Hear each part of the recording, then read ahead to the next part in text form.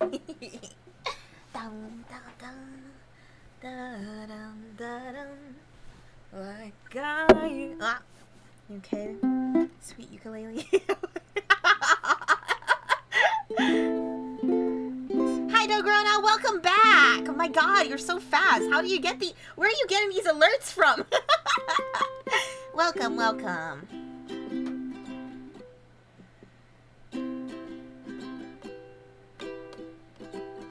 Hey, Mike Free. Hey, Magic Ferret. How you guys doing? Hi, Face State Loss. Hi. Hi, Wonderlust. Hello. Aloha. Damn, buddy. Those balls look heavy. Let me carry them for you, buddy. Thank you for carrying this burden for me. Hey, Mig. Sweets. Welcome home. Oh, I hope you've been doing amazing. I will give you my fat Moby Dick. The white whale is within reach. Thank you, Sweaty Dynamite, for a watch streak. Yeah, you get 2 radio streams today. I had the energy after I fucking laughed my ass off this morning. We haven't even met Ahab yet. That's the funniest part. We're chapter 23, and he is just this mythical figure. It adds to his intrigue and how haunted and cool and brooding he is. The thing about these streams is I never know how long we should like wait for people to come in before I start reading, because I just want to start reading. It's my bedtime story, you know? Did I ever finish my emails, or did I just goon the whole time? I finished 5 emails today. It is not great. Background music. This is like the shittiest background music ever if this was background music. If I paid someone for this, I would. Salty! Thank you for 10,000 biddies. Now I can go buy a background song. Thank you so much, Salty Watch. I appreciate you so much. Thank you. Etiquette is 10 minutes. Yeah, are you a real fan if you aren't here for my crazy gorilla schedule that is stupid and nobody should ever do it this way? Hi, that rules. I hope you're doing great. Congratulations on the employment. You can really saw from Temu. Imagine if Temu worked like Fiverr. Good thing it doesn't. I'm still reeling from like Markiplier from Temu earlier in that one video. Employed in this economy in 2026? Nah, you're fucking with us. Yeah, I'm so glad. G, oh pie. Boing, boing. Boing, boing. Yeah, we're actually reading Moby Dick. This is week 5. I missed 1 week so far last week, but I had a thing to do, so no regrets. We're back on schedule for Moby Dick Monday. With just a single week of break so far, now we're back at it, part 5.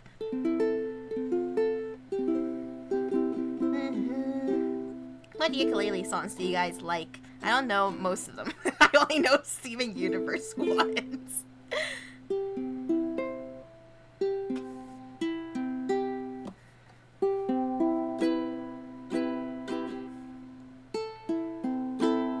Sweet cheeks, what is that? Whoa! Yes, neat little social media badge for posting a clip of me on YouTube and getting 100 views. What? What is this? I've never heard of this in my life. Whoa, thank you. What? I need to see this clip later. Is that what I'm playing? Yeah, this is a ukulele. I also have a yuka bass here. Although I don't have any yuka bass lines off the top of my head.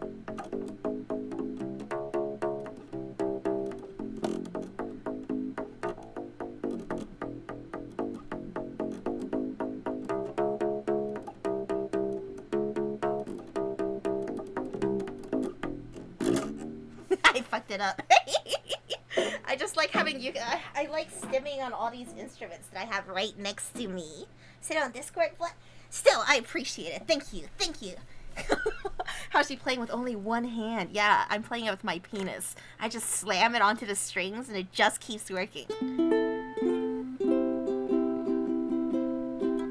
The fork It's a wrap for One Piece. I'm really glad I got to show you guys such nostalgic pieces of my childhood this morning, even if I ended up getting no work done. It was a wonderful walk down memory lane. I mean, I thought of Mar again. It was like a pretty decent manga for back in the day.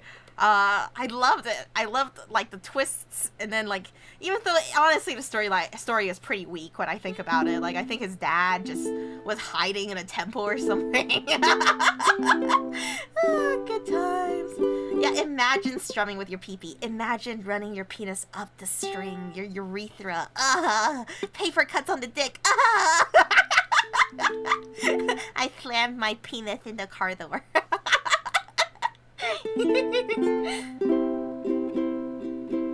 You're glad you missed out on us at Play Fire and Flames. That's not happening. I can't even do it on, like, Clone Hero yet. I keep wondering how I'm ever going to become capable of doing Through Fire and Flames on Clone Hero. I'm just certain that I'll probably be able to do it before I'm 30.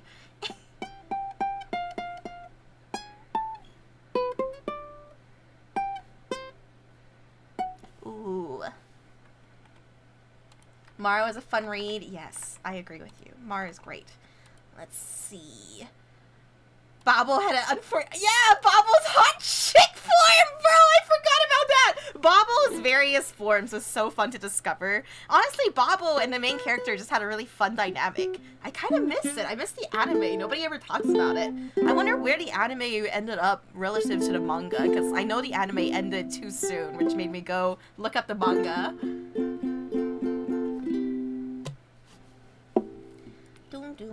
So we'll start around 10-15 minutes, and then I'll read to you, and then I'll be focused on a book. It's my bedtime story for you. It makes me, I don't know how, I mean, it makes me happy that you guys, like, fall asleep to my reading. I'm so glad it's soothing. I feel like I'm screaming the whole time. Dun, dun, dun, dun, dun. Alright, let's see if you guys recognize this. Nope, I don't even know what that means. What the heck does a T mean on a fucking ukulele? Oh, wait. Oh, shoot. What's that? Let's see.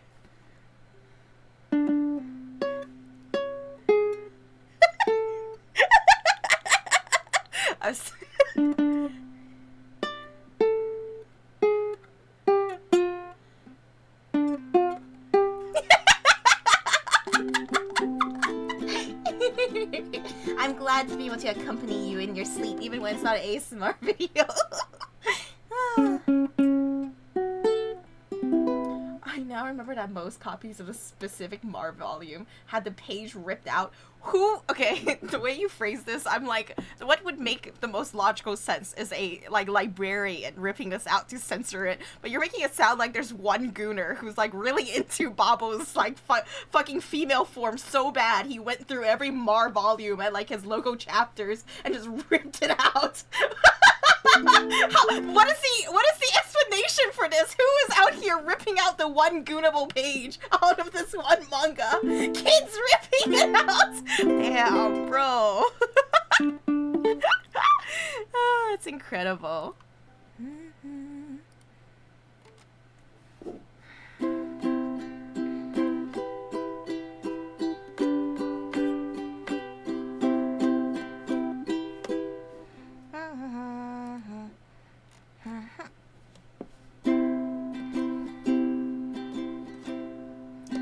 Sorry, I sing guys the same songs every time. Also, I cannot sing Can't Help Falling in Love with You anymore. Every time I sing it, the fucking VOD gets copyright strike.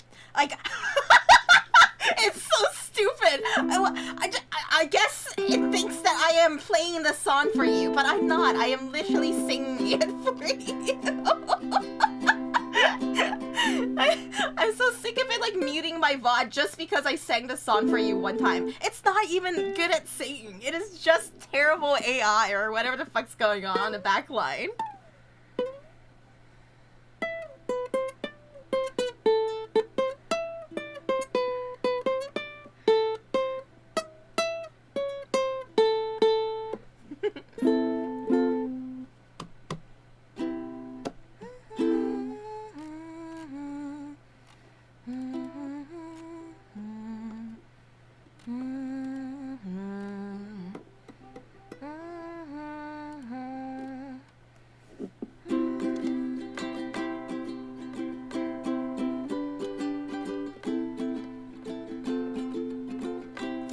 Killer Singer. Thank you. Thank you. I appreciate it. I literally have only been able to get here with you guys' guidance over the years. Like, when I started as Ryu, my god. I was not good at singing, but boy, did I have the spirit. I'm much better now, and I'm happy. I don't know, sometimes I think about publishing my own song that I've written, my singular song. And also, I don't know, I'm just too embarrassed to play it for people yet. You know, it's like, who do I think I am playing people my song that I made like a little noob scrub? Someday I'll have more confidence. Don't. For now, my ukulele is wonderful for stimming while we wait.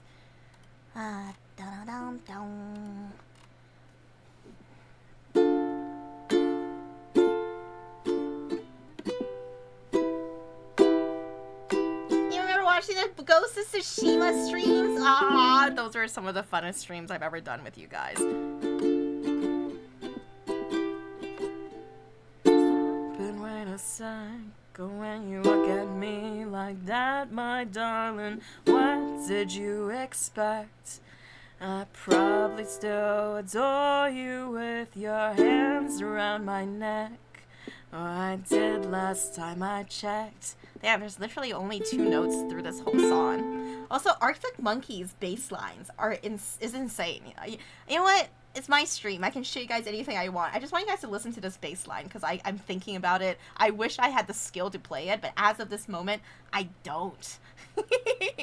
This is Arctic Monkey's song, Crying Lightning. I'm gonna get muted for this, aren't I? That's fine. I'm okay with that. Ah, shoot. I can't. Let's see. There you go. Crying lightning. Should be 5. I just play you guys the beginning. Alright, listen to this bass line.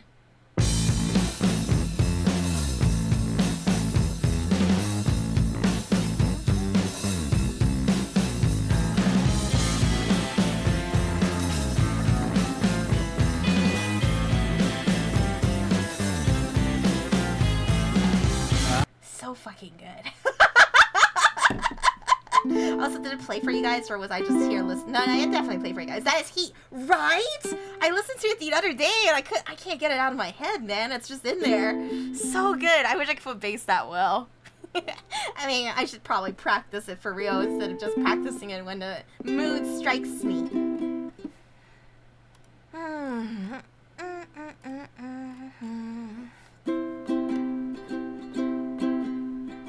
Well, since I'm gonna get muted anyway. Wise men say only fools rush in, but I can't help falling in love with you. Shall I stay? Would it be a sin if I can't help falling in love with you? Like a river flows surely to the sea, darling, so it goes. Some things are meant to be. Take my hand, take my whole life too, for I can't help falling in love with you. Take my whole cock too. You can take it. I know you can. Hey, Happy Rogue. You ready for Moby Dick? It's been 15 minutes. All right, guys, let's dive in. I don't remember what happened last time. That was 2 weeks ago. I was a different person 2 weeks ago. Dance with me! Yeah, come on! Get in here! Let's go, my ghostly! Ah, man, I love ballroom dancing. The cha-cha's my favorite. It's so... The movements are so fun. If you are itching, like, I don't know, it's so hard to convince people to do it. Because the thing is, like, I could tell you all day you should do ballroom dancing, but I understand the obstacles. It's like, oh, I have to go out and do things. Doinger! Welcome home! Been to myself for 66 months! Welcome back! I have been doing amazing, Doinger! I know I could tell you guys to go ballroom dancing, and you guys, like, never would. Because you have to touch someone, you have to go outside, you have to go somewhere, events. Oh my god. People are there, they're watching you, you're gonna be clumsy. It's all of these things. I had to be there too. I had to learn how to ballroom dance in order to do it well. Nini, welcome home. Thank you for 30 months. Welcome back. I'm doing amazing. Meadow is kneeling for Doinger's substreak. It is a beautiful and strong substreak. Thank you so much, Doinger. That means you fed me through the months I was inactive too, and I appreciate you.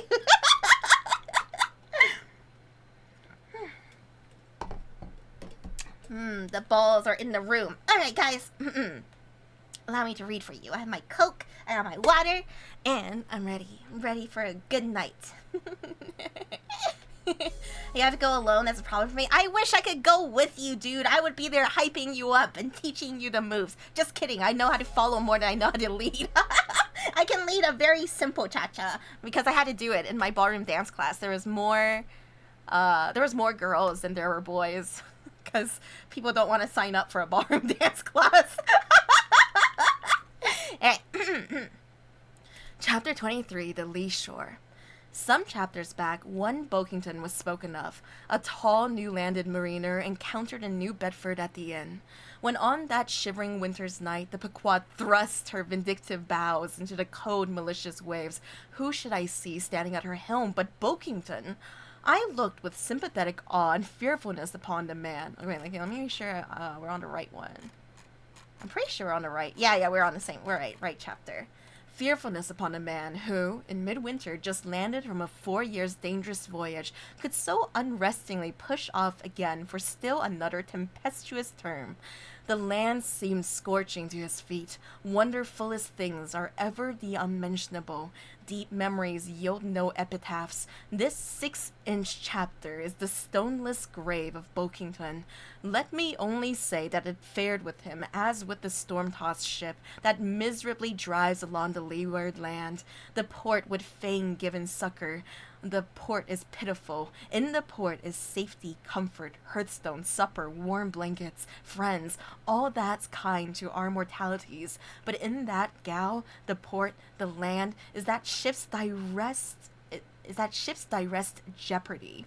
She must fly, all hospitality, one touch of land, though it but graze the keel, would make her shudder through and through. With all her might she crowds all sail offshore, in so doing fights against the very winds that fain would blow her homeward, seeks all the lashed seas landlessness again, for refuge's sake forlornly rushing to peril, her only friend, her bitterest foe. Dude, imagine describing a ship so sexually. Know ye now, Bokington, glimpses do you seem to see of that mortally intolerable truth, that all deep earnest thinking is but the intrepid effort of the soul to keep the open independence of her sea, while the wildest winds of heaven and earth conspire to cast her on the treacherous slavish shore. But as in landlessness alone resides highest truth, shoreless, indefinite as God, so better is it to perish in that howling infinite than to be ingloriously dashed upon the lee, even if that were safety. For worm-like then, oh, who could crave and crawl to land? Terrors the terrible. Is all this agony so vain? Take heart, O Bokington. Bear thee grimly, demigod. Up from the spray of thy ocean perishing, straight up leaps thy apotheosis. So heavenly, this boat. That's why all boats are called a she. Something, women make the world go light up. That's why it's called broad daylight. We're gonna repeat this every fucking stream. I'm sorry. I still think about it. Chapter 24, The Advocate. As Queequeg and I are now fairly embarked in this business of willing, and as this business of willing has somehow come to be regarded among lensmen as a rather unpoetical and disreputable pursuit, therefore I am all anxiety to convince ye landsmen of the injustice hereby done to us hunters of whales. In the first place, it may be deemed almost superfluous to establish the fact that among people at large, the business of whaling is not accounted on a level with what are called the liberal professions. Damn liberals. If a stranger were introduced into any miscellaneous metropolitan society, it would but slightly advance the general opinions of his merits, were he presented to the company as a harpooner, say, and if in emulation of the naval officers he should append the initials SWF, sperm whale fishery, to his visiting card, such a procedure would be deemed preemptively presuming and ridiculous. Doubtless one leading reason why the world declines honoring us whalemen is this. They think that, at best, our vocation amounts to a butchering sort of business, and that when actively engaged therein, we are surrounded by all manner of defilements. Butchers we are, that is true, but butchers also, and butchers of the bloodiest badge, have been all martial commanders whom the world invariably delights to honor. And as for the matter of the alleged uncleanliness of our business, ye shall soon be initiated into certain facts hitherto pretty generally unknown, and which, upon the whole, will triumphantly plant the sperm whale ship at least among the cleanliest things of this tidy earth. But even granting the charge in question to be true, what disordered, slippery decks of a whale ship are comparable to the unspeakable carrion of those battlefields from which so many soldiers return to drink in all ladies' plaudits? And if the idea of peril so much enhances the popular conceit of the soldier's profession, let me assure ye that many a veteran who has freely marched up to a battery would quickly recoil at the apparition of the sperm whale's vast tail, fanning into eddies the air over his head. For what are the comprehensible terrors of man compared with the interlinked terrors and wonders of God? But though the world scouts at us whale hunters, yet does it unwittingly pay us the profoundest homage, yea, and all-abounding adoration, for almost all the tapers, lamps, and candles that burn round the globe burn, as before so many shrines, to our glory. But look at this matter in other lights, weigh it in all sorts of scales, see what we whalemen are and have been. Why did the Dutch in De Witt's time have admirals of their whaling fleets? Why did Louis the 16th of France, at his own personal expense, fit our whaling ships from Dunkirk, and politely invite to that town some score or two of families from our own island of Nantucket? Why did Britain, between the years 1750 and 1788, pay to her whalemen in bounties upwards of £1,000,000? And lastly, how comes it that we whalemen of America now outnumber all the rest of the banded whalemen in the world, sail a navy of upwards of 700 vessels, manned by 18,000 men, yearly consuming $4 million, the ship's worth at the time of sailing $20 million, and every year importing to our harbors a well-reaped harvest of $7 million? How comes all this, if there be not something puissant in willing? Puissant is a funny word. Imagine someone describes your pussy. How puissant.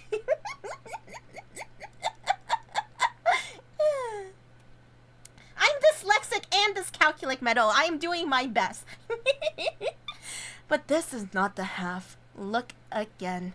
I freely assert that the cosmopolite philosopher cannot, for his life, point out one single peaceful influence, which, within the last 60 years, has operated more potentially upon the whole broad world.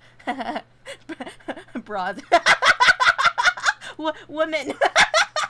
taken in one aggregate than the high and mighty business of whaling. One way and another has begotten events so remarkable in themselves and so continuously momentous in their sequential issues that whaling may well be regarded as that Egyptian mother who bore offspring themselves pregnant from her womb. It would be a hopeless, endless task to catalog all these things. Let a handful suffice. Let a handful suffice. For many years past, the whale ship has been the pioneer in ferreting out the remotest and least known parts of the earth. She has explored seas and archipelagos which had no chart, where no Cook or Vancouver had ever sailed. If American and European man of war now peacefully ride in one savage harbors, let them fire salutes to the honor and glory of the whale ship, which originally showed them the way, and first interpreted between them and the savages. They may celebrate as they will the heroes of exploring expeditions, your cooks, your cruisenters, and I say that scores of anonymous captains have sailed out of Nantucket that were as great and greater than your cook and your crustern. Fuck. What are you? Crescent stern. For in their succorless empty-handedness, they, in the heathenish sharked waters, and by the beaches of unrecorded javelin islands, battle with virgin wonders and terrors that Cook with all his marines and muskets would not willingly have dared. All that is made such a flourish of in the old South Sea voyages, those things were but the lifetime commonplace of our heroic Nantucketers. Often adventures, I'm sorry, all I can think about is like people who tuck. Often adventures, which Vancouver's dedicates 3 chapters to, these men accounted unworthy of being set down in the ship's common log. Ah, the world. Oh, the world. Ah, Dungeon Meshi. I'm an inspiration. What, Genio? Are you being sarcastic? What did I do? A broad stroke. I sure hope she does. Shut up, Metal.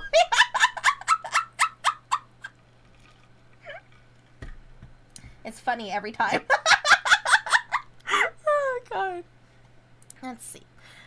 Until the whale fishery rounded Cape Horn, no commerce but colonial, scarcely any intercourse but colonial, was carried on between Europe and the long line of the opulent Spanish provinces on the Pacific coast. It was the whalemen who first broke through the jealous policy of the Spanish crown, touching those colonies, and if space permitted, it might be distinctly shown how from those whalemen at last eventuated the liberation of Peru, Chile, and Bolivia, from the yoke of old Spain, and the establishment of the eternal democracy in those parts. I have such a poor grasp of geography and history that this is just flying past my eyeballs right now. That great America on the other side of the sphere, Australia, was given to the enlightened world by the whalemen. After its first blunder-born discovery by a Dutchman, all other ships long shunned those shores as pestiferously barbarous, but the whale ship touched there. The whale ship is the true mother of that now mighty colony. Moreover, in the infancy of the first Australian settlement, the emigrants were several times saved from starvation by the benevolent biscuit of the whale ship luckily dropping an anchor in their waters. The uncounted isles of all Polynesia confessed the same truth and do commercial homage to the whale ship, and cleared the way for the missionary and the merchant, and in many cases carried the primitive missionaries to their first destinations. If that double-bolted land Japan is ever to become hospitable, it is the whale ship alone to whom the credit will be due, for already she is on the threshold. Hi, KJ, welcome home. Thanks for 59 months. I hope you're doing well. Nah, you're fine, Genio. I'm also autistic. Can you tell? Ah, thank you, Metal. They're on South Africa. I don't even know where the fuck. If you made me try to point shit out on a map right now, you would be appalled. You would be so angry and sad and upset with me. South America. Oh shit. Uh-oh. Okay, listen. I just told you.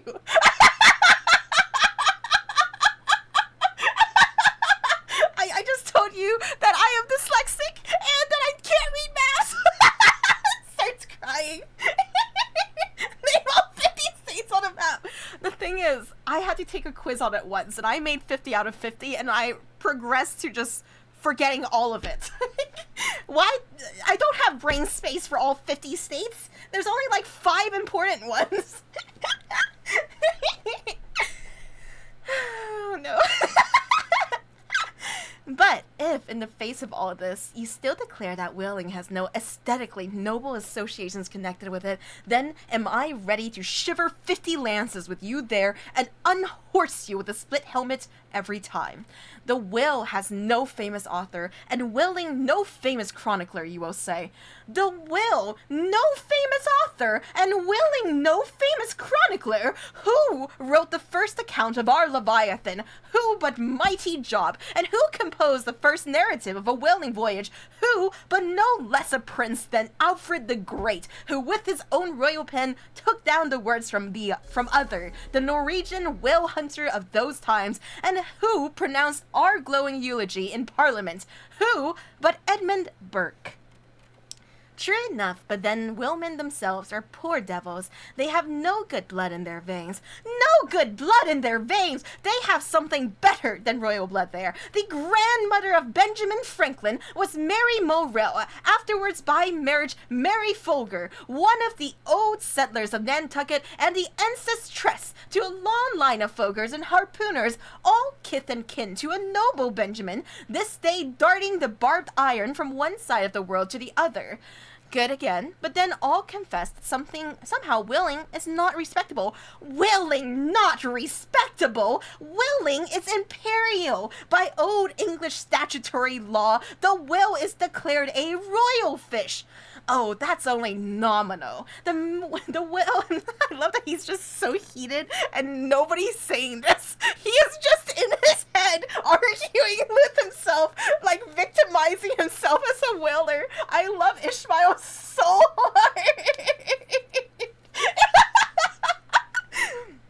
Oh, that's only nominal. The whale himself has never figured in any way in any grand imposing way.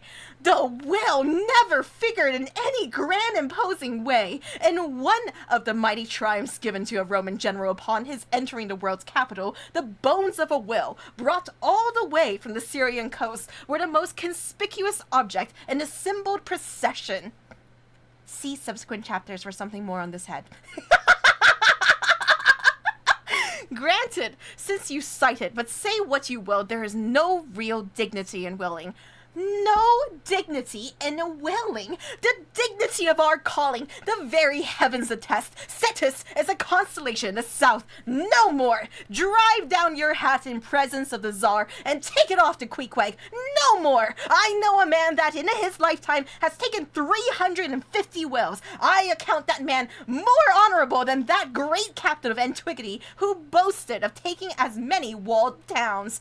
And as for me, if by any possibility there be any as yet undiscovered prime thing in me, if I shall ever deserve any real repute in that small but high-hushed world, which I might not be unreasonably ambitious of, if hereafter I shall do anything that, upon the whole, a man might rather have done than to have left undone, if at my death my executors, or more properly my creditors, find any precious MSS in my desk, then here I prospectively ascribe all the honor and the glory to whaling, for a whale ship was my Yale College and my Harvard.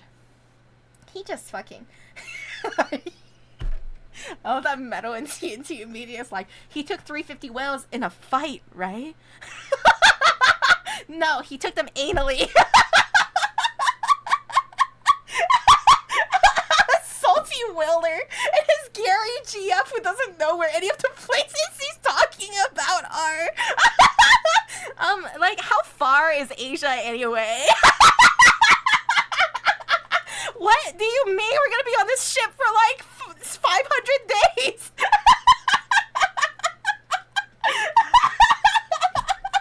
I love it. I love the vision. I hope he's like really greasy and angry looking, and the Gyaru GF is just so cute on his like arm, like, hey guys, what are we doing here?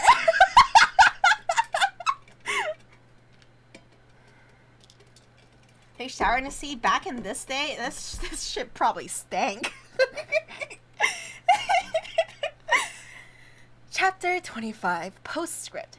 In behalf of the dignity of willing, I would fain advance not but substantiated facts, but after embattling his facts, an advocate who should wholly suppress a not unreasonable surmise, which might tell eloquently upon his cause, such an advocate would he not be blameworthy?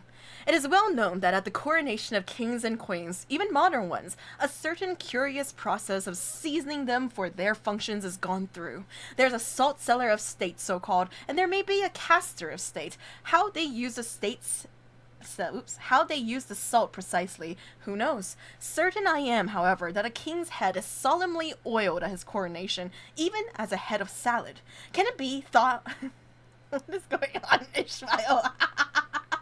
Can it be, though, that they anoint it with a view of making its interior run well, as they anoint machinery? Much might be ruminated here concerning the essential dignity of this regal process, because in common life we esteem but meanly and contemptibly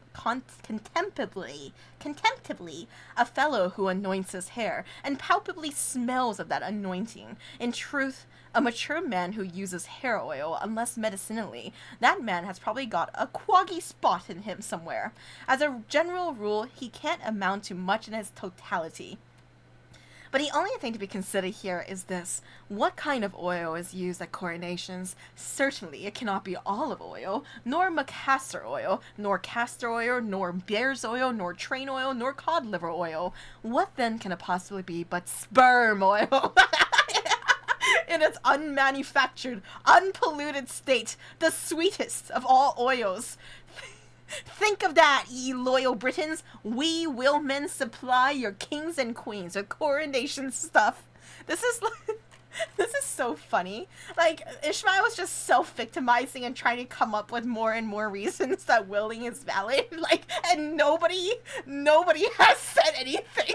Like, he's on a ship of a bunch of utter willers who would not insult their own profession. And he's over here, like, what if somebody talks shit, though? Actually, it's so funny. I love him. Starbuck! Chapter 26, Knights and Squires. The chief mate of the Pequod was Starbuck, a native of Nantucket and a Quaker by descent. He was a long, earnest man, and though born on an icy coast, seemed well adapted to endure hot latitudes, his flesh being hard as twice-baked biscuit. Transported to the Indies, his lifeblood would not spoil like bottled ale. He must have been born in some time of general drought and famine, or upon one of those fast days for which his state is famous.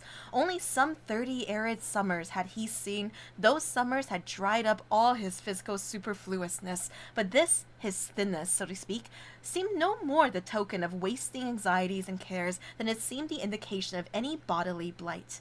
It was merely the condensation of the man. He was by no means ill-looking. Quite the contrary. His pure, tight skin was an excellent fit, and closely wrapped up in it, and embalmed with inner health and strength, like a revivified Egyptian. This Starbuck seemed prepared to endure for long ages to come, and to endure always as now, for be it polar snow or torrid sun, like a patent chronometer. His interior vitality was warranted to do well in all climates. Looking into his eyes, you seemed to see there the yet lingering images of those thousand-fold perils he had calmly confronted through life. A staid, steadfast man, whose life for the most part was a telling pantomime of action, and not a tame chapter of sounds. Yet, for all his hard sobriety and fortitude, there were certain qualities in him which at times affected, and in some cases seemed well nigh to overbalance all the rest. Uncommonly conscientious for a seaman, and endured with a deep natural reverence, the wild, watery loneliness of his life did therefore strongly incline him to superstition, but to that sort of superstition which in some organizations seems rather to spring, somehow, from intelligence than from ignorance. Outward portents and inward presentiments were his, and if at times these things bent the welded iron of his soul, much more did his far-away domestic memories of his young Cape wife and child tend to bend him still more over from the original ruggedness of his nature, and open him still further to those latent influences which, in some honest-hearted men, restrain the gush of daredevil daring, so often evinced by others in the more perilous vicissitudes of the fishery. I will have no man in my boat, said Starbuck, who is not afraid of a whale. By this he seemed to mean, not only that the most reliable and useful courage was that which arises from the fair estimation of the encountered peril, but that an utterly fearless man is a far more dangerous comrade than a coward. Ah, Starbuck! The original spread-leg mermaid! I think about that logo all the time. Why is she spreading it so hard, though?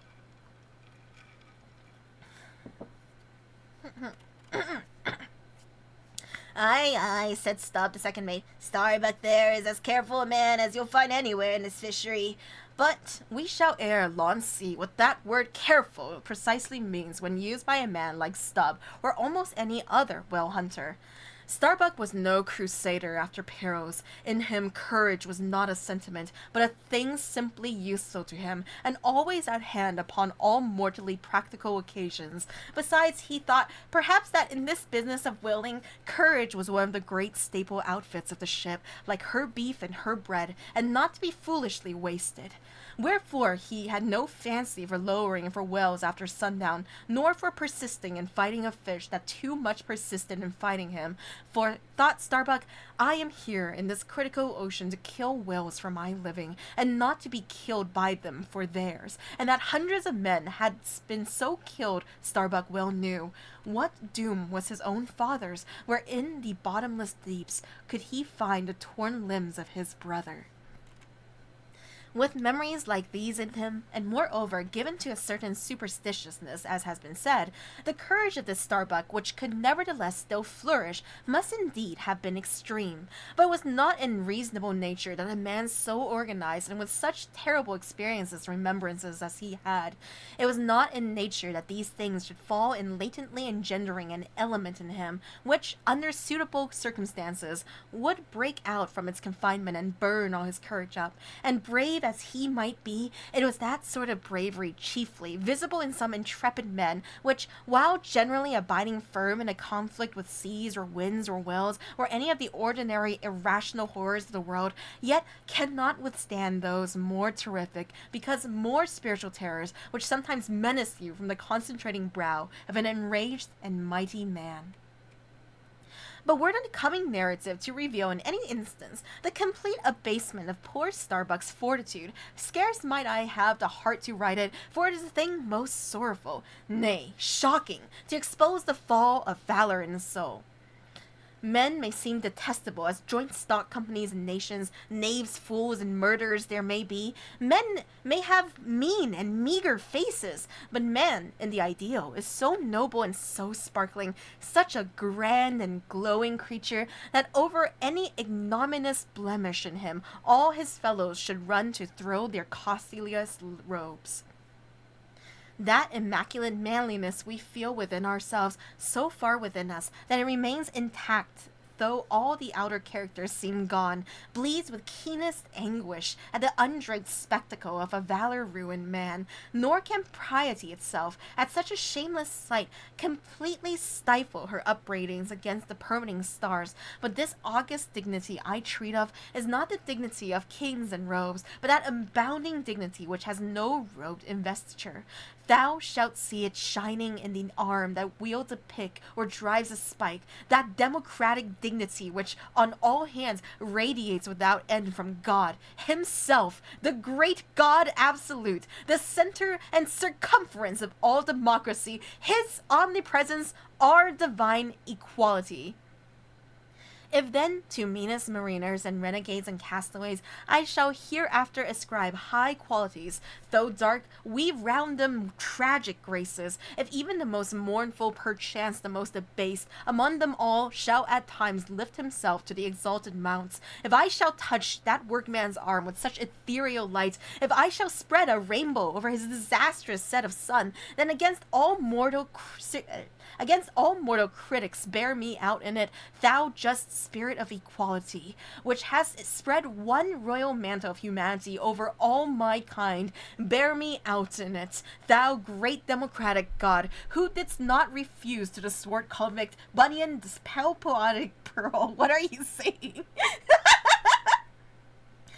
Bunyan, the pale-poetic pearl, thou who didst clothe with doubly hammered leaves of finest gold the stumped and paupered arms of old servants, thou who didst pick up Andrew Jackson from the peboos, who didst hurl him upon a war horse, who didst thunder him higher than a throne, thou who, in all thy mighty earthly marchings, ever cullest thy selectest champions from the kingly commons, bear me out in it, O God. Oh no, did I pronounce the word? Ignominious? Ignominious. Ignominious? What? I have no clue anymore. I'm pretty sure it's ignominious. Ignominious. Hang on, I have to go blow my nose.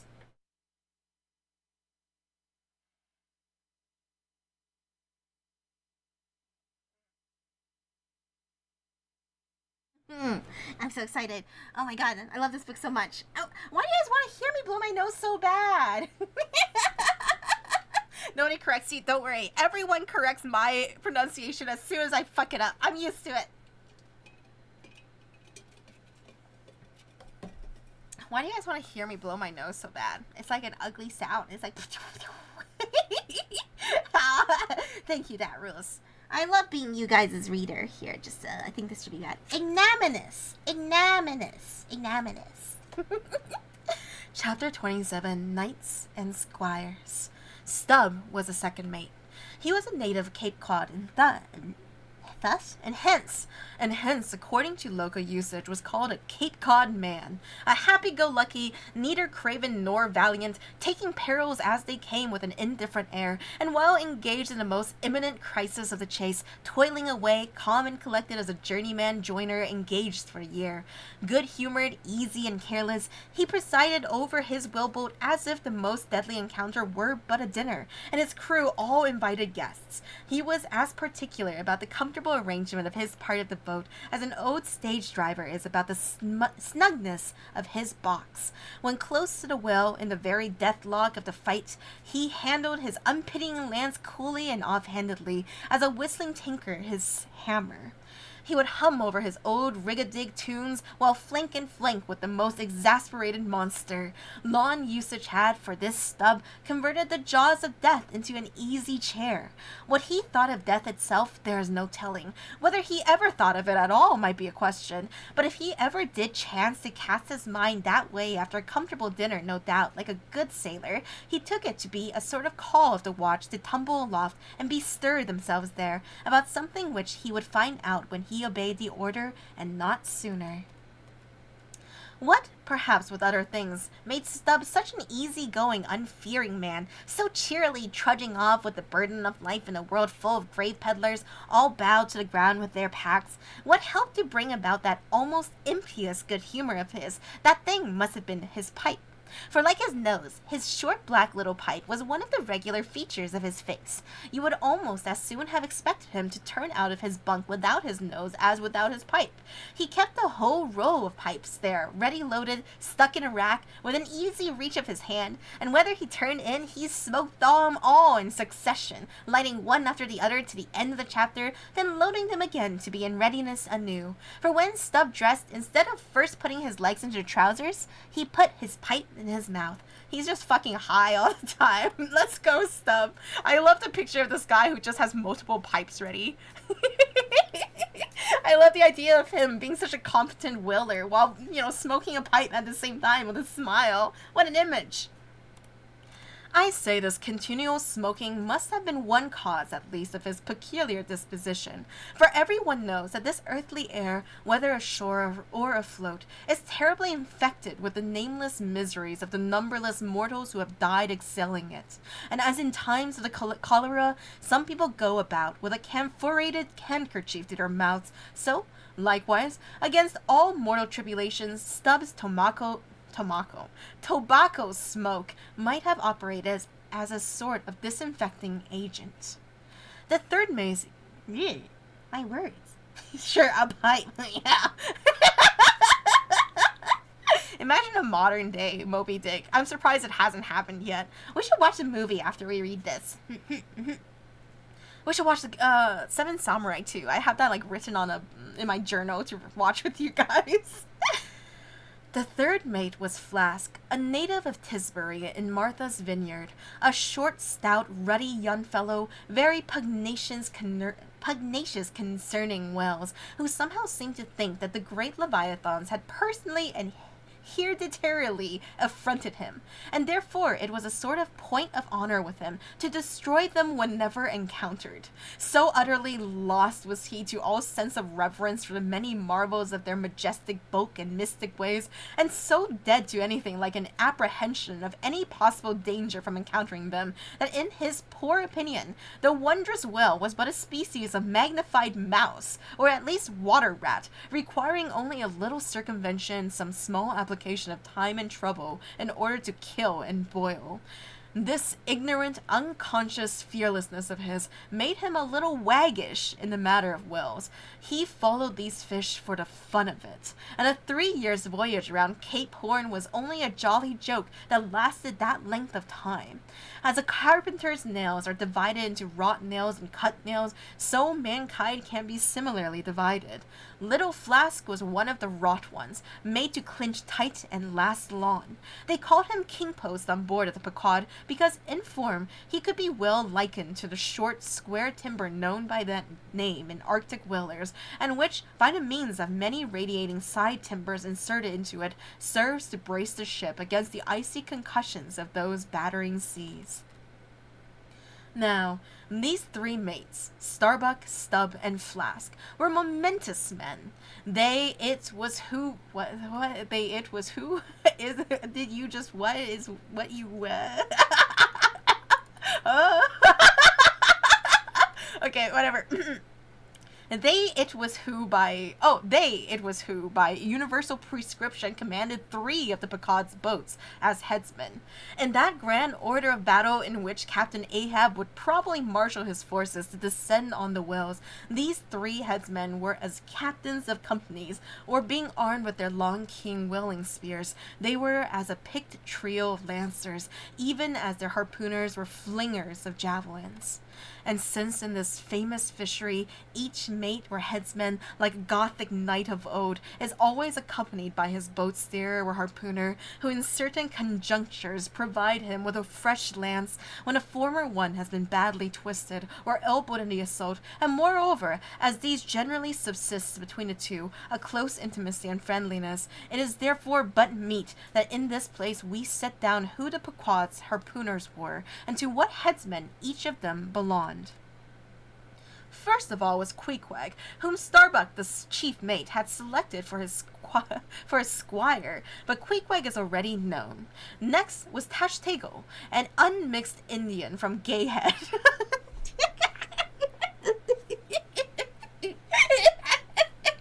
Sorry. Oh no. Oh, to be from Gayhead. Yeah, I hope it is.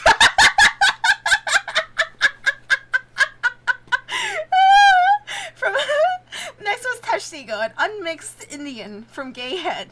There's more ahead. There's a place around there called Cuckold's Cove. Oh god. Gayhead, the most westerly promontory of Martha's Vineyard, where there still exists the last remnant of a village of red men, which has long supplied the neighboring island of Nantucket with many of her most daring harpooners. In the fishery, they usually go by the generic name of Gayheaders. Tashtego's long, lean, sable hair, his high cheekbones, and black rounding eyes for an Indian, Oriental in their largeness, but Antarctic in their glittering expression, all this sufficiently proclaimed him an inheritor of the unvitiated blood of those proud warrior hunters who, in quest of the great New England moose, had scoured, bow and head, the aboriginal forests of the Maine, but no longer snuffing in a trail of the wild beasts of the woodland. Tashtego now hunted in the wake of the great whales of the sea, the unerring harpoon of the sun fitly replacing the infallible arrows of the sires. To look at the tawny brawn of his lithe, snaky arms, you would almost have credited the superstitions of some of the earlier Puritans, and half believed this wild Indian to be a son of the prince of the powers of the air.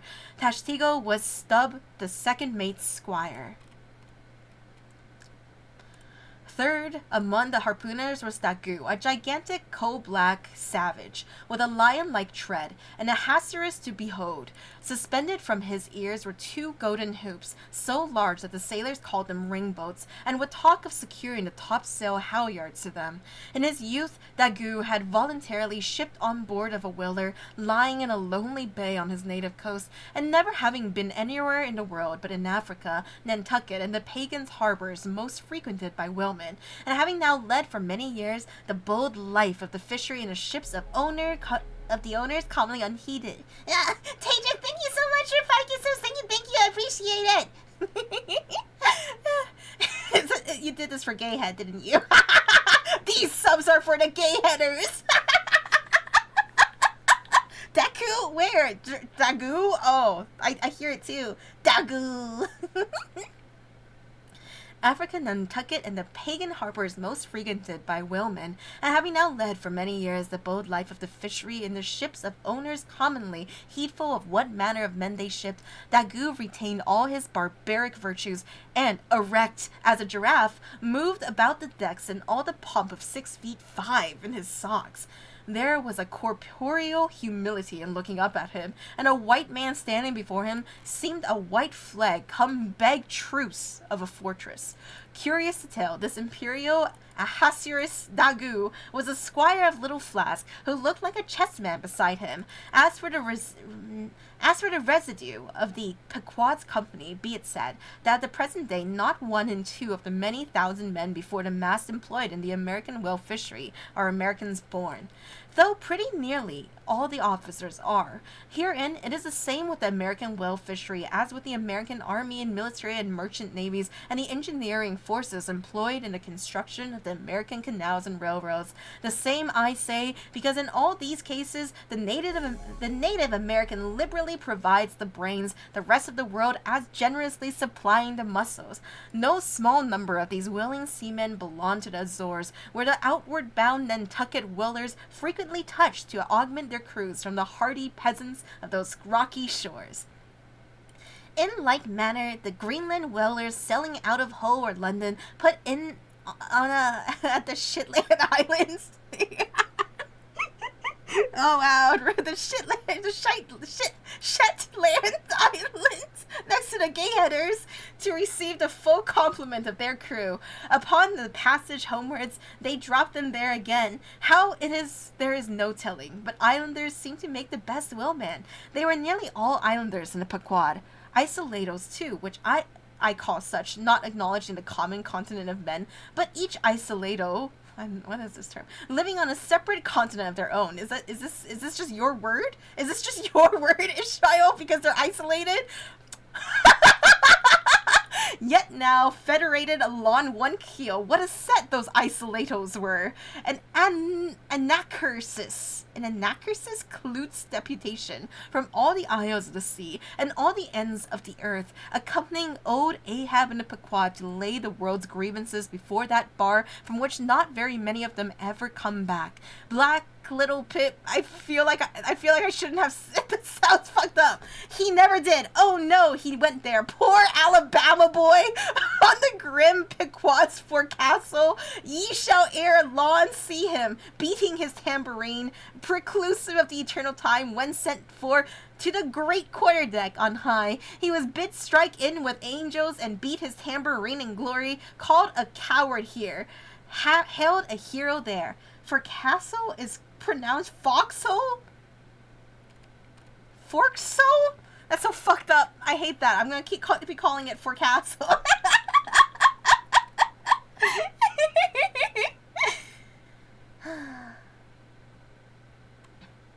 Those Hiragi Yu emotes. I love Hiragi Yu, Hige Fen. Good taste. Okay, we're finally here. But almost here, I should say. Chapter 28. Ahab. Oh my god, he's here. Mysterious, brooding, sexy, doomed, haunted Ahab. For several days after leaving Nantucket, nothing above hatches was seen of Captain Ahab. The mates regularly relieved each other at the watches, and for aught that could be seen to the contrary, they seemed to be the only commanders of the ship. Only they sometimes issued from the cabin with orders so sudden and peremptory that after all it was plain they but commanded vicariously. Yes, their supreme lord and dictator was there, though hitherto unseen by any eyes not permitted to penetrate into the now sacred retreat of the cabin. They relieved each other. Shut up. Every time I ascended to the deck from my watches below, I instantly gazed aft to mark if any strange face were visible. For my first vague disquietude touching the unknown captain, now in the seclusion of the sea, became almost a perturbation. Perturbed, are you? Perturbation. This was strangely heightened at times by the ragged Elijah's diabolical incoherences uninvitedly recurring to me with a subtle energy I could not have before conceived of. Don't get one guy, Ishmael! No! But poorly could I withstand them, much as in other moods I was almost ready to smile at the solemn whimsicalities of that outlandish prophet of the wharves. But whatever it was of apprehensiveness or uneasiness, to call it so, which I felt, yet whenever I came to look about me in the ship, it seemed against all warranty to cherish such emotions. For though the harpooners with the great body of the crew were a far more barbaric, heathenish, and motley set than any of the tame merchant ship companies which my previous experiences have made me acquainted with, still I ascribed this, and rightly ascribed it, to the fierce uniqueness of the very nature of that wild Scandinavian vocation in which I had so abandonedly embarked. But it was especially the aspect of the three chief officers of the ship, the mates, which was more forcibly calculated to allay these colorless misgivings, and induce confidence and cheerfulness in every presentment of the voyage. Three better, more likely sea officers than men, each in his own different way, could not readily be found, and they were every one of them Americans, a Nantucketer, a Vineyarder, a Cape man, now it being Christmas when the ship shot from her harbor. For a space we had biting polar weather, though all the time running away from it to the southward, and by every degree and minute of latitude which we sailed, gradually leaving that merciless winter and all its intolerable weather behind us. It was one of those less lowering, but still gray and gloomy enough mornings of the transition, when with a fair wind the ship was rushing through the water with a vindictive sort of leaping and melancholy rapidly, that as I mounted to the deck at the call of the forenoon watch, so soon as I leveled my glance towards the taffrail, foreboding shivers ran upon me. Reality outran apprehension. Captain Ahab stood upon his quarter-deck. There seemed no sign of common bodily illness about him, nor of the recovery from any. He looked like a man cut away from the stake, when a fire has overrunningly wasted all the limbs without consuming them, or taking away one particle from their compacted aged robustness. His whole high, broad form seemed made of solid bronze, and shaped in an unalterable mold, like Cellini's cast Perseus, threading its way out from among his gray hairs and continuing right down one side of his tawny, scorched face and neck till it disappeared in his clothing. You saw a slender, rod-like mark, lividly whitish. It resembled that perpendicular seam sometimes made in the straight, lofty trunk of a great tree, when the upper lightning tearingly darts down it, and without wrenching a single twig, peels and grooves out the bark from top to bottom, ere running off into the soil, leaving the tree still greenly alive, but branded. Whether that mark was born with him, or whether it was a scar left by some desperate wound, no one could certainly say. By some tacit consent, throughout the voyage little or no allusion was made to it, especially by the mates, but one Tashtigo Sr., an old gay-head Indian among the crew, superstitiously asserted that not till he was full 40 years old did Ahab become that way branded, and then it came upon him, not in the fury of any mortal fray, but in an elemental strife at sea. Yet this wild hint seemed inferentially negatived by what a grey Manxman insinuated, an old sepulchral man who, having never been sailed out of Nantucket, had never ere this laid eyes upon wild Ahab. Nevertheless, the old sea traditions, the immemorial credulities, popularly invested this old Manxman with preternatural powers of discernment, so that no white sailor seriously contradicted him when he said that if ever Captain Ahab should be tranquilly laid out, which might hardly come to pass, so he muttered, then whoever should do that last office for the dead would find a birthmark on him from crown to sole. Like chthonic. How do you even pronounce that word? I've only ever read the word, like, with my eyeballs, not with my mouth. Chthonic? Cthulhu? It feels like it should be pronounced like Cthulhu. I love big words. Sepulchral. I don't know, gregarious. My favorite big word is defenestration, which specifically refers to kicking someone out a window or throwing someone out a window. Someone going out a window is a person being defenestrated. I had to learn this word for SATs, and it was the best word I've ever learned. Always looking for a reason to fucking use it. So powerfully did the whole grim aspect of Ahab affect me, and the livid brand which streaked it, that for the first few moments I hardly noted that not a little of this overbearing grimness was owing to the barbaric white leg upon which he partly stood. It had previously come to me that this ivory leg had at sea been fashioned from the polished bone of the sperm whale's jaw. Who's speaking? He was dismasted off Japan, said the old gay-head Indian ones, but like his dismasted craft, he shipped another mast without coming home for it. He has a quiver of him. I was struck with the singular posture he maintained. Upon each side of the Pequod's quarterdeck, and pretty close to the mizzen shrouds, there was an auger hole, bored about half an inch or so into the plank. His bone leg steadied in that hole, one arm elevated, and holding by a shroud, Captain Ahab stood erect. Looking straight out beyond the... I can't do this. I'm sorry. Every 5 seconds, I'm like... Okay. Captain Ahab stood erect. I just love the idea of him stabilizing himself at the sea with these holes with his peg leg. It's so awesome. Do you think pirates did that? Captain Ahab stood erect, looking straight out beyond the ship's ever-pitching prow. There was an infinity of firmest fortitude, a determinate, insurrenderable willfulness in that fixed and fearless forward dedication of that glance. Not a word he spoke, nor did his officers say aught to him, though by all their minutest gestures and expressions they plainly showed the uneasy, if not painful, consciousness of being under a troubled master eye. And not only that, but moody, stricken Ahab stood before them with a crucifixion in his face, and all the nameless, regal, overbearing dignity of some mighty woe. Modern language ruined or made everything funny. I love that everything's funny. I think finding the absurdity in everything is kind of the point of life. I truly think it's a pipeline of like, you know, it's like, oh my god, nothing matters. So you're like a nihilist, and it's like, well, nothing matters except the meaning that you give it. So you're an existentialist, and it's like, nothing fucking matters. Just do whatever the hell you want for, you know, the absurdist, and this is where most of us has fallen, right? Yeah, okay, Camus, bitch! Come here, say that to my face!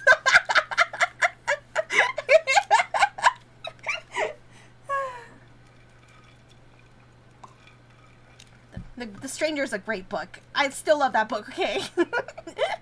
ere long from his first visit in the air, he withdrew into his cabin, but after that morning he was every day visible to the crew, either standing in his pivot hole, or seated upon an ivory stool he had, or heavily walking the deck. As the sky grew less gloomy, indeed began to grow a little genial, he became still less and less a recluse, as if, when the ship had sailed from home, nothing but the dead wintry bleakness of the sea had then kept him so secluded, and by it came to pass that he was almost continually in the air, but as yet for all that he said or perceptibly did on the at last sunny deck, he seemed as unnecessarily there as another mast. But the Pequod was only making a passage now, not regularly cruising. Nearly all willing preparatives needing supervision the mates were fully competent to.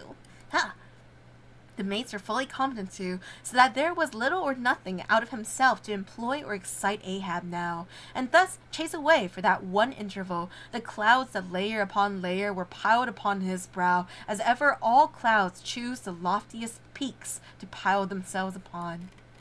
Nevertheless, ere long, the warm, warbling persuasiveness of the pleasant holiday weather we came to seemed gradually to charm him from his mood, for as when the red-checked dancing girls, April and May, trip home to the wintry, misanthropic woods, even the barest, ruggedest, most thunder-cloven old oak will at least send forth some few green sprouts to welcome such glad-hearted visitants, so Ahab did. In the end, a little respond to the playful allurings of that girlish air. More than once did he put forth the faint blossom. I wanted to say bosom so bad. Okay, the faint blossom of a look, which in any other man would have soon flowered out into a smile. God, the most sexual description so far, the most girlish description has been of the fucking wetter. Amazing. One must sisyphify Sisyphus to imagine him happy.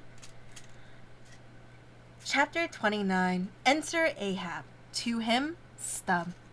Some days elapsed, and ice and icebergs all astern, the Pequod now went rolling through the bright Quito air, which at sea almost perpetually reigns on the threshold of the eternal August of the tropic. The warmly cool, clear, rain-perfumed, overflowing, redundant days, whereas crystal goblets of Persian sherbet, heaped up, flaked up with rose-water snow, the starred and stately nights seemed haughty dames in jeweled velvets, nursing at home in lonely pride the memory of their absent conquering earls, the golden-helmeted suns. For sleeping man, 'twas hard to choose between such winsome days and such seducing nights, but all the witcheries of that unwaning weather did not merely lend new spells and potencies to the outward world. Inward they turned upon the soul, especially when the still mild weathers of the eve came on. Then memory shot her crystals as the clear ice most forms of noiseless twilights, and all these subtle agencies more and more they wrought on Ahab's texture.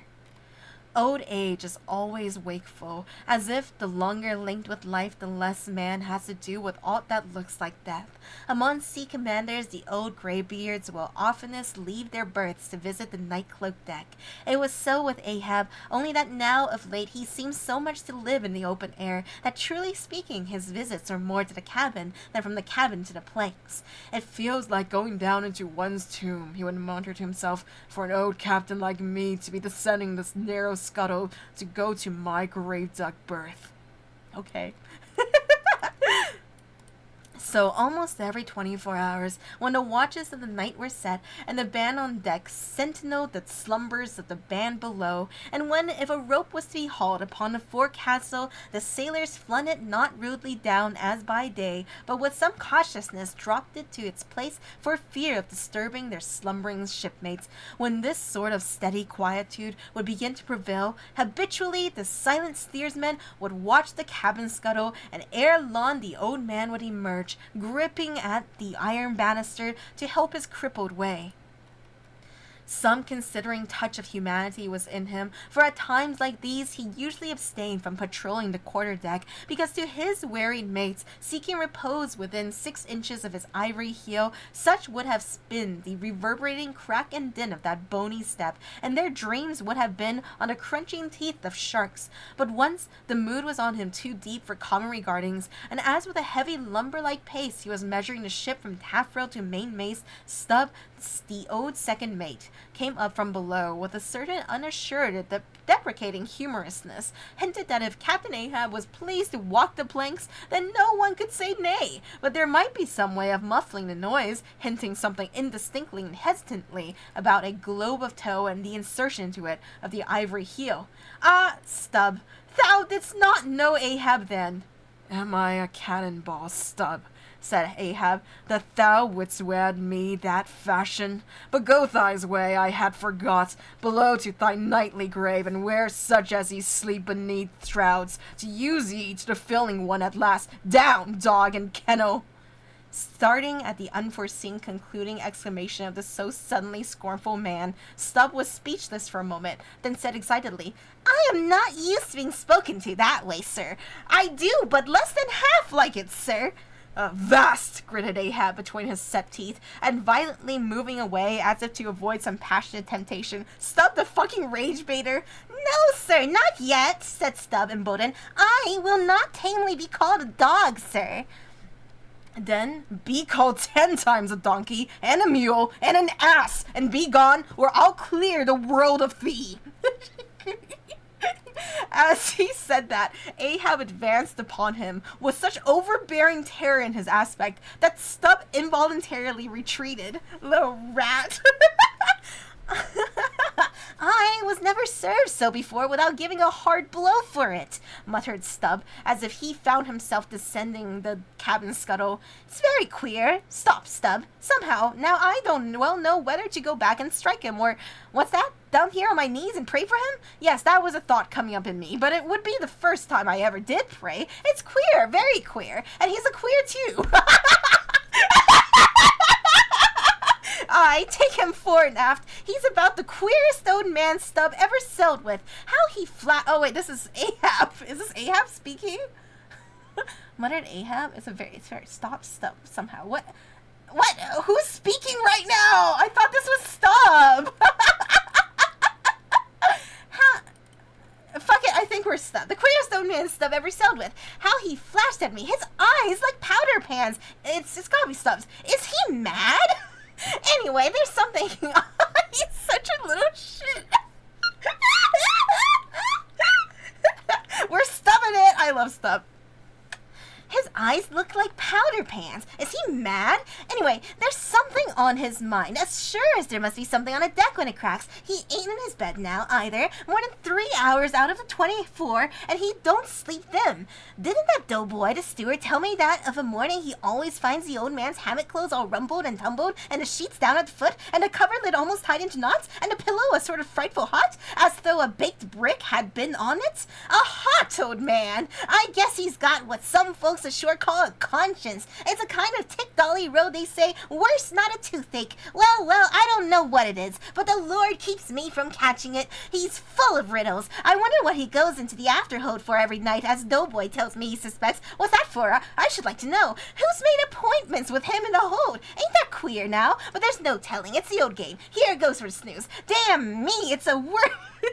It's worth a fellow's while to be born into the world, if only to fall right asleep. And now that I think about it, that's about the first thing babies do, and that's sort of queer too. Damn me, but all things are queer, come to think of them, but that's against my principles. Think not is my 11th commandment, and sleep when you can is my 12th, so here goes again. But how's that? Didn't he call me a dog? Blazes. He called me 10 times a donkey, and piled a lot of jackasses on top of that. He might as well have kicked me and done with it. Maybe he did kick me, and I didn't observe it. I was so taken all aback with his brow somehow.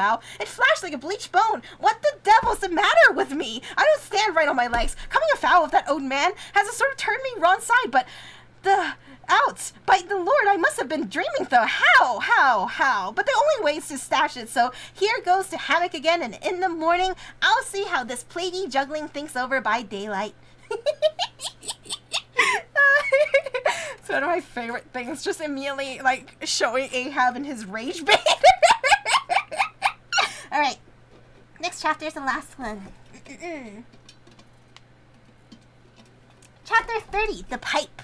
When Stubb had departed, Ahab stood for a while leaning over the bulwarks, and then, as had been usual with him of late, calling a sailor of the watch, he sent him below for his ivory stool and also his pipe. Lighting the pipe at the binnacle lamp and planting the stool on the weather side of the deck, he sat and smoked.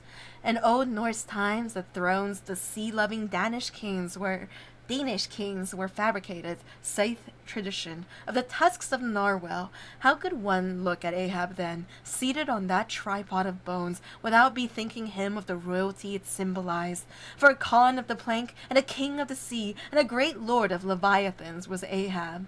Some moments passed, during which the thick vapor came from his mouth in quick and constant puffs, which blew back again into his face. "How now?" he soliloquized at last, withdrawing the tube. "This smoking no longer soothes. Oh, my pipe, hard must it go with me if thy charm be gone. Here have I been unconsciously toiling, not pleasuring, aye, and ignorantly smoking to windward all the while, to windward, and with such nervous whiffs, as if, like the dying whale, my final jets were the strongest and fullest of trouble. What business have I with this pipe, this thing that is meant for sereneness, to send up mild white vapors upon mild white hairs, not among torn iron gray locks like mine? I'll smoke no more."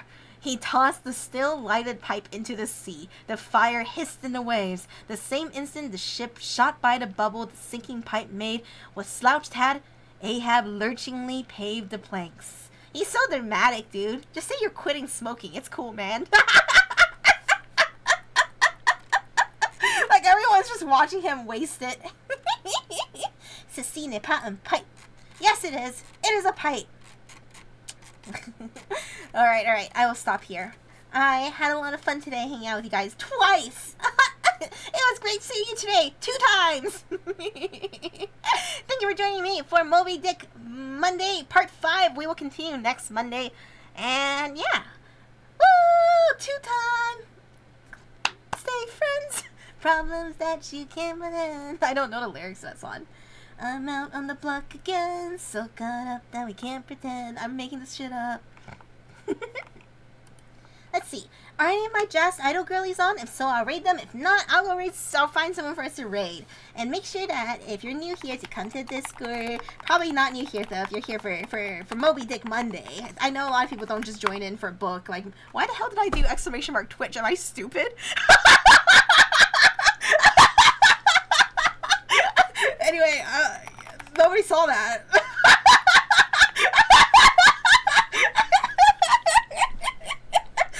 Where the hell am I? Don't pin it!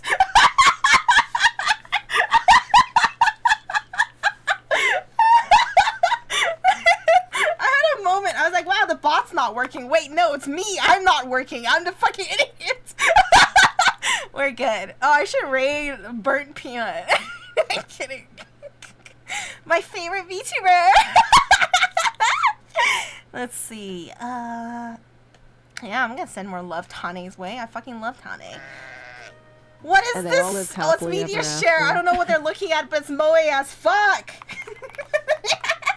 Alright, thank you guys so much for joining me today. I had so much fun. I'll see you guys next Monday or sooner. Hopefully sooner. I want to stream all the time. You have no clue. Okay, anyway.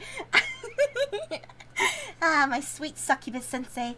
I love reading Moby Dick with you guys. It's a wonderful book. I love it. Thank you for joining me. I'm so happy you guys like listening. I feel like I stumble over the words like all the time.